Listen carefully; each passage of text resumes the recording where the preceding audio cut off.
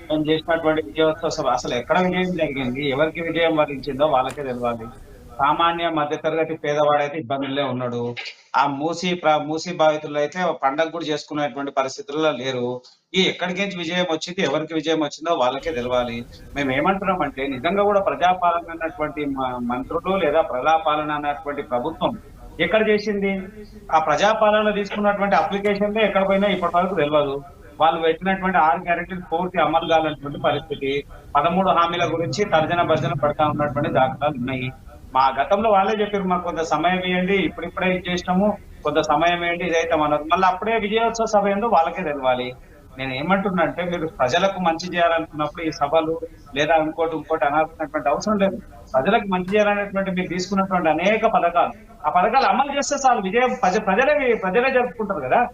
ప్రజలు జరుపుకోవాలి విజయోత్సవ సభలు, కానీ మీరు జరుపుకోవడం ఏంది? అసలు ఏం జరిగిందని విజయోత్సవ సభలు అనేటువంటి వాతావరణం వాళ్ళకే తెలవాలి. ఇక డిసెంబర్ 9 అనేటువంటిది గతంలో మనం అదొక డేట్ అనేది ఒక కాలరాత్రి అనేటువంటి డేట్ గా మనం పరిగణించిన సందర్భాలు చాలా సందర్భాలు ఉన్నాయి. మళ్ళా డిసెంబర్ 9ని ఇంకేదో తీసుకొని వచ్చి ఇంకేదో చేసి గతంలో ఏం జరిగినట్టు దాఖలాలు లేవు. ఈ 18,000 కోట్లు రుణమాఫీ అన్నారు, ఇంకా బ్యాలెన్స్ ఉందన్నారు. డిసెంబర్ 9 వరకు పూర్తి చేస్తున్నారు. మళ్ళీ అవి ఎంతవరకు పూర్తి అయితాయి, ఏమైతాయి? ఈ రాష్ట్రంలో నేను ఏమంటున్నా అంటే, ఒకవేళ నిజంగా కూడా విజయోత్సవ సభ చేయాలనుకుంటే ఫస్ట్ ఈ రాష్ట్రంలో ఎంతమంది మధ్యతరగతి పేదవాడు ఒక పూట ప్రశాంతంగా భోజనం చేస్తున్నావు కదా, కనీసం ఆ రికార్డు ఏమనండి. ఇది కూడా వాళ్ళ దగ్గర దాఖలాలు లేవు. ఎక్కడికేంటి విజయోత్సవ సభలు, ఎట్లాంటి విజయోత్సవ సభలు? నిజంగా కూడా ఈ మొత్తం 11 నెలల్లో మీరు చూసుకుంటా పోతే సంక్షేమం గురించి మాట్లాడి ఒకరి మీద ఒకరు ద్వేషాలు పెంచుకోవడం, లేదా ఒక పార్టీ తిట్టుకోవడం, లేదా ఇంకోరు తిట్టుకోవడమే తప్ప ఎక్కడ కూడా ప్రజా సంక్షేమం కానీ లేకుంటే ప్రజల యొక్క సంక్షేమం జరిగినటువంటి దాఖలాలు లేవు. వీళ్ళ విజయోత్సవ సభలో ఒక 3-4 మంత్రులు ఉండేవి, మంత్రి శాఖలు ఉండయి.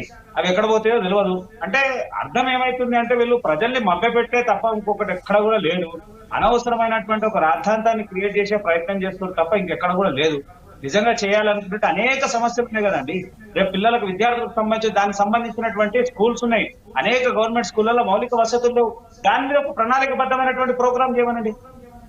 అంటే చివరి సంవత్సరంలో చివరి రోజు కాబట్టి ఈ 2 నెలలు మేము ఖచ్చితంగా 20 రోజులు 30 రోజుల్లో పీరియడ్ పెట్టుకొని మేము ఇది గ్రాసప్ పీరియడ్ గా పెట్టుకుంటాము. ఈ 30 రోజుల్లో చేయలేని, సంవత్సరంలో చేయలేనటువంటి పనులు ఈ 30 రోజులలో చేస్తామని చెప్పేటువంటి ఒక కార్యక్రమం పెట్టుకుంటే బాగుంటది. అంతే తప్ప విజయోత్సవం అనేటువంటిది నాకైతే హాస్యాస్పదమైనటువంటి అంశం అనిపిస్తుంది. ప్రేమ్ గాంధీ గారు, ఒక్క నిమిషం మనతో పాటుగా